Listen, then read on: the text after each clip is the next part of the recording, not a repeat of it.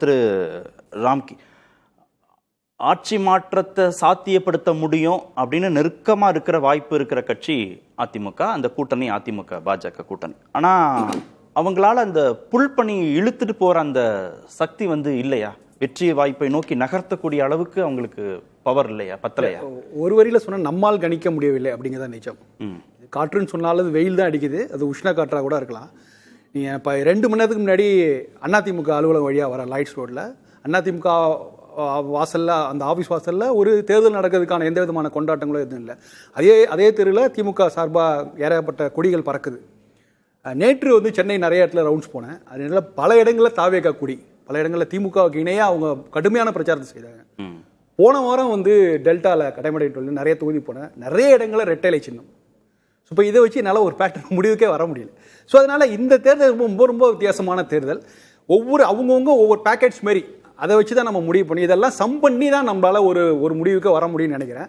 கூட்டணிகள் கூட ஒரு முழுமையான கூட்டணியாக நான் பார்க்கல. எல்லாருமே ஒரு தொகுதி உடன்பாடு தான்.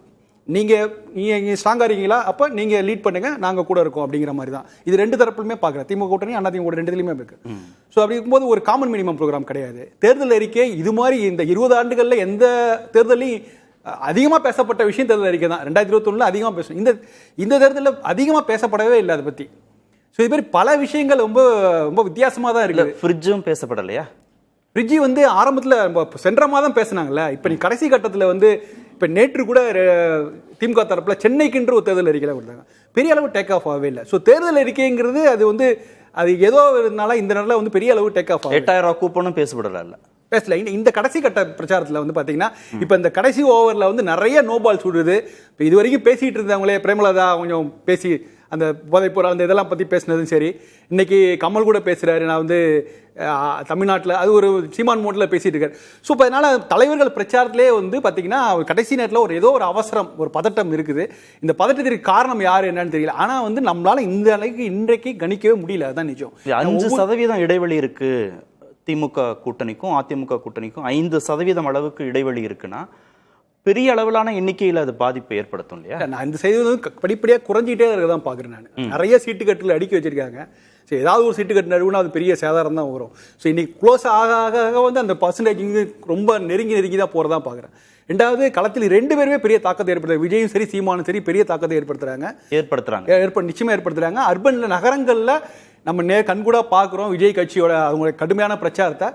இதில் நாம் தமிழரும் அவங்க பெரிய அளவில் பண்ணுறாங்க. டிஜிட்டல் பிரச்சாரம்லாம் அவர் பண்ணுறாங்க. அந்த மாதிரி அந்த இடத்துல நகரங்களாக நம்ம டிஜிட்டல் எதிர்பார்த்தோம். ஆனால் கிராமங்களில் கூட டிஜிட்டல் பிரச்சாரத்தை முன்னிச்சு பண்ணுறாங்க.